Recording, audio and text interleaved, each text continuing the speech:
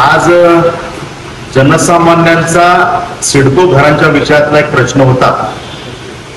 माझ्या पसंतीचं सिडकोचं घर या योजनेखाली हजारो नागरिकांनी त्यामध्ये लॉटरीमध्ये भाग घेतला आणि घेतल्यानंतर त्या ठिकाणी सिडकोने सांगितलेल्या गोष्टी आणि प्रत्यक्ष मिळणाऱ्या गोष्टी यातली तफावत या बाबतीतला जो असंतोष होता त्या विषयाची विस्तृत बैठक सिडकोचे जॉईंट एमडी शंतनू गोयलजी यांच्या बरोबर ही बैठक झाली। त्याच्यामध्ये अनेक विषयांवरती विस्तृत चर्चा झाली। त्यामध्ये प्रामुख्याने या जनतेच्या भावना मांडण्याचा आम्ही प्रयत्न केला आणि त्यामध्ये या घरांच्या ज्या किमती आहेत त्या वाढीव किमती आहेत त्या कमी व्हायला पाहिजे।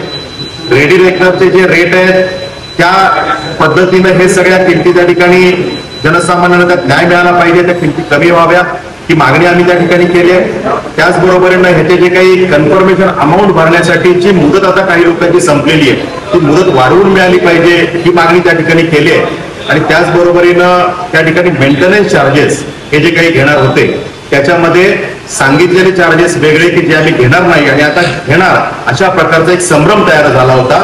तो संभ्रम दूर करण्याविषयीची पण आम्ही मागणी केली आणि त्यामध्ये जे काही उत्तर आम्हाला मिळालं सकारात्मक चर्चा झाली। घरांच्या किमती कमी कशा करता येतील, जनसामान्यांना त्यात त्यांच्या मनाप्रमाणे कसं करता येईल यासाठीचा प्रयत्न करण्याच्या विषयामध्ये सकारात्मक त्या ठिकाणी भूमिका सिडकोने ठेवलेली आहे। त्या ठिकाणी मेंटेनन्स चार्जेसचा जो विषय होता तो मेंटेनन्स चार्जेस एक्स्ट्रा घेणार नाही। कॉमन विषय जे असतील इलेक्ट्रिसिटी चार्जेस किंवा वॉटर चार्जेस ज्या इतर अथॉरिटीज कडनं मिळणाऱ्या सेवा आहेत तेवढे चार्जेस लागतील। बाकी सगळ्या चार्जेस म्हणजे सिक्युरिटी सर्व्हिसेस पासून खालचे जे काही मेंटेनन्स आहे गार्बेज कलेक्शन पासून ते सगळे विषय यासाठी जे कोणते एक्स्ट्रा चार्जेस आम्ही घेणार नाही हा विषय त्या ठिकाणी क्लिअर केलेला आहे। 322 स्क्वेअर फूटचं घर हे तेवढंच तुम्हाला कार्पेट एरिया मिळेल हे सुद्धा त्या ठिकाणी स्पष्टीकरण सिडकोकडनं आलेलं आहे। त्यामुळे त्या विषयातला संभ्रम सुद्धा दूर झालेला आहे आणि कन्फर्मेशन चार्जेस भरण्यासाठीची मुदत वाढवून मिळावी ही जी मागणी होती त्यासाठीची मुदत सुद्धा वाढवण्याचं मी कबूल केलेलं आहे।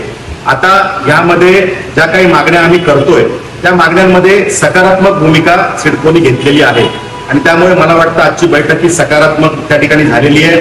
कन्फर्मेशन चार्जेस भरण्याच्या विषयामध्ये भरलेली रक्कम ही जर का बँकेकडनं लोन नाकारलं आणि ते होऊ शकलं नाही तर फोरफिट करू नये, जप्त करू नये, ती परत द्यावी यासाठी ती मागणी सुद्धा केलेली आहे। त्या विषयात सुद्धा सकारात्मक विचार करण्याची भूमिका सिडकोने ठेवलेली आहे। मला वाटतं की या विषयाची पॉझिटिव्ह चर्चा झाली आहे आणि ज्यांनी या विषयामध्ये सहभाग घेतलाय या लॉटरीमध्ये जे सहभागी झाले त्यांच्यासाठी दिलासा देणारी आजची ही चर्चा होती। येणाऱ्या कालावधीमध्ये या विषयाचा अधिक पाठपुरावा ताकदीने जो करायचा आहे तो करण्यासाठी आम्ही कटिबद्ध आहोत।